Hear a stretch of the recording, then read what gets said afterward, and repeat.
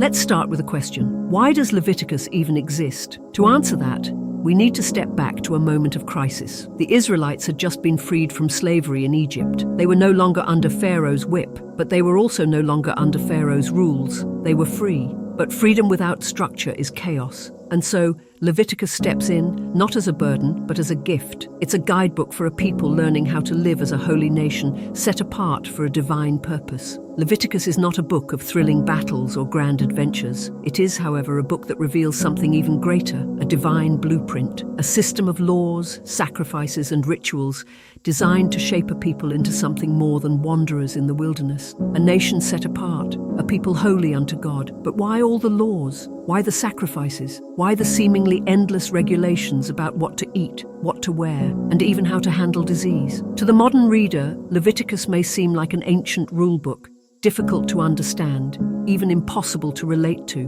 But beneath the surface lies something astonishing, an intricate, beautiful design that reveals the very heart of God's desire for his people. The first 7 chapters outline the sacrifices. Each one serves a purpose. The burnt offering, a complete surrender to God. The grain offering, a gift of gratitude. The fellowship offering, a shared meal between God and his people. The sin offering, atonement for unintentional sins. And the guilt offering, restitution for wrongs committed. These weren't empty rituals. They were a lifeline, a way to mend what was broken between God and man, a shadow of something greater to come. Then the priesthood, Aaron and his sons, chosen to stand in the gap, mediators between the people and God. Their garments, embroidered with gold and precious stones, reflect their sacred duty. But even they are not exempt from God's holiness. When 2 of Aaron's sons, Nadab and Abihu, offer unauthorized fire before the Lord, flames consume them instantly, a chilling reminder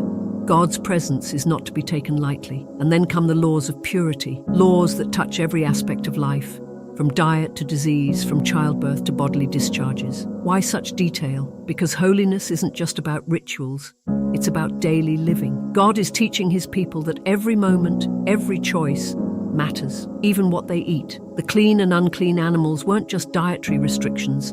They were symbolic distinctions between purity and impurity, between order and chaos, between life and death. And at the center of it all, the Day of Atonement. One day, once a year, when the high priest steps beyond the veil into the Holy of Holies, the most sacred space in the tabernacle. 2 goats are brought forward. One is sacrificed, its blood sprinkled on the mercy seat. The other, the scapegoat, has the sins of the nation placed upon its head before it is led into the wilderness, never to return. The people watch in silence, symbolically knowing that for another year, their sins have been carried away. The final chapters shift to laws about moral purity and social justice. Do not steal, do not lie, do not oppress the poor, do not pervert justice. Love your neighbor as yourself, Leviticus 19:18. These aren't just rules for obedience.